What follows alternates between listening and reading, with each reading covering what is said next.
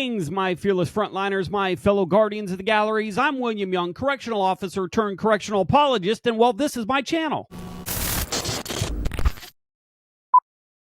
If you're new here and this is the first time that you're stopping by, welcome. If you're a current, aspiring, retired, or retiring correctional officer looking for content about the profession presented in an entertaining and informative way, well, then you're in the right place. But if you're looking for gory war stories for somebody that quit the profession after 2 weeks of working in a jail, then you may be disappointed because this is not that sort of place. And if you're an old friend, a faithful subscriber, and you're coming back, thank you. Welcome back. Thank you for spending your precious time with me. So let's set the stage for today's conversation. Today, I want to talk about survival, right? Not just about making it through your shift, but making it through this career, because I'm about to turn 20.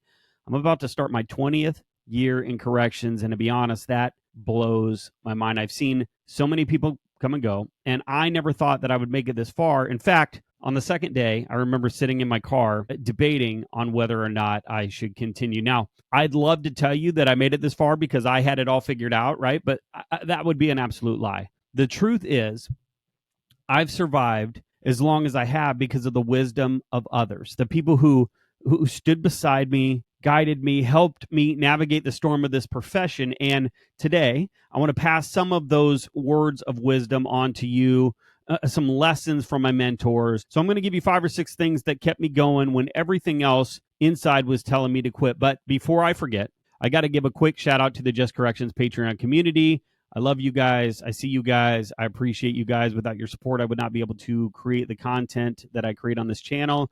And so if you're listening, you're watching, and you want to contribute, please consider becoming a member.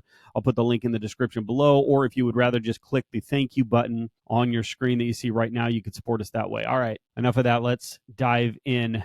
Number 1, always carry an extra pin. Why? Because the pin is mightier than the sword. No, I'm kidding. I'm absolutely kidding. It's because someone, right, one of your coworkers will have lost or forgotten theirs. So make sure you have 2, a nice one for you, the good one for you, and then a throwaway pin for them. I'm just kidding. Look, that's just something I added at the last minute. That's not the actual words of wisdom I wanted to pass on to you. But it is important to carry pins because somebody will not have. Anyways, number 1, you can't control everything. And when you start this job, you're taught to believe that you're in control. At least I thought I was. I believed that if I followed policy, if I did my rounds, and if I stayed on top of everything, then everything would go according to plan. But let me tell you, nothing will humble you faster than working inside of a jail. I remember early in my career walking into my first shift with a plan. I had my plan. God, I was so cute. I was so confident. My uniform fit. My boots were shiny. I had everything mapped out in my head. And within the first few minutes of my shift, my plan was absolutely shot to hell. And the reality is, you can't control everything that happens inside of those walls. You can't control how the inmates behave. You don't control how much your coworkers react, what they do or don't do in a crisis. And you barely even control what time you get to eat lunch, if you even get to eat lunch. But here's what you can control. Your mindset, your composure, your ability to adapt. The people who survive in this profession aren't the ones who try to control everything, to dominate every situation. They're the ones that learn to stay calm in the chaos, who adjust to things, who adapt to things when things go sideways, because they will absolutely go sideways. So instead of wasting your energy trying to control everything, just focus on controlling yourself, right? That's where your real power is. All right, the next thing that I'm going to pass on, the words of wisdom that were given to me, is what happens to one of us happens to all of us. And this is what I have engraved on the back of my challenge coin. If you guys, for those of you who have a Just Corrections challenge coin, that's where that came from. That's what this means. So one of the first and most important lessons that I learned on this job, right, is that corrections is a team sport. Whether you like it or not, whether you like the people that you work with or not, it doesn't matter if you're custody or civilian, if you're admin or frontline. If an officer gets assaulted, if somebody gets hurt, if a staff member is drowning in stress, if someone on your shift is going through personal struggles, it ripples throughout the whole team. It affects the morale. It affects trust. It affects how we do our job. So how we treat each other matters. How we interact with each other matters. So when you see a coworker struggling, no matter what they're struggling with, don't ignore it. check it, even if it's just a simple, hey, are you good? Are you okay? That small moment can make all of the difference. And if you're the one struggling, then don't isolate yourself.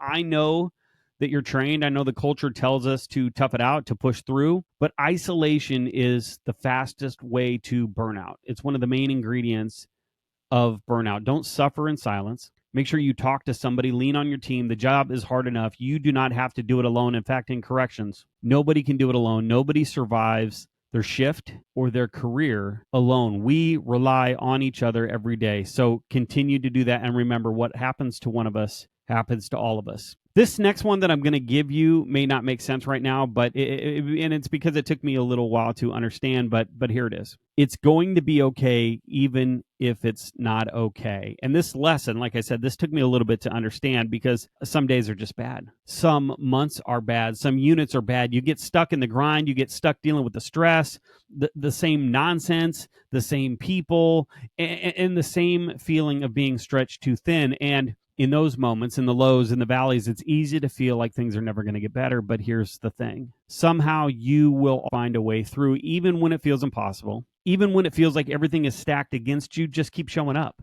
Just keep pushing forward, and eventually things will settle down. You may not feel okay right now. You may not feel okay in the moment, but you will be okay. One of the keys is to find something that grounds you, that resets you, recharges you. So whether it's a workout routine, a good book, time with your family, something that reminds you that there's life outside of work. Because if you let this job become your whole identity, you will absolutely drown in it. I love this next one that I'm going to give to you. A sergeant of ours used to say this all the time: sweat the small things so they don't become big things. And you've probably heard that phrase, right? Don't sweat the small stuff. But in corrections, this is probably some of the worst advice you could take, because in our world, small things become big things fast. And if you let an inmate slide on something minor today, tomorrow they will absolutely push farther. If you ignore a coworker's safety slip up, it could absolutely lead to a more serious incident, right? This could be a life or death situation. And if you dismiss your gut feeling that something in your unit is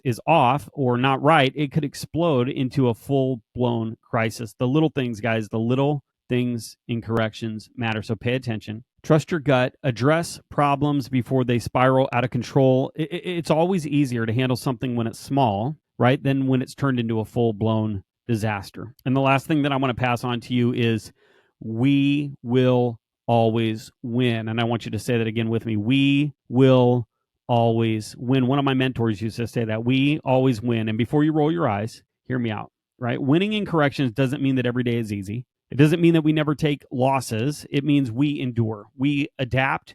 We learn. We grow. We come back stronger tomorrow. And you have to know that. You have to believe that. You have to believe that you will make it through. You have to believe that no matter what gets thrown at you, no matter what gets thrown your way, we have a plan for that.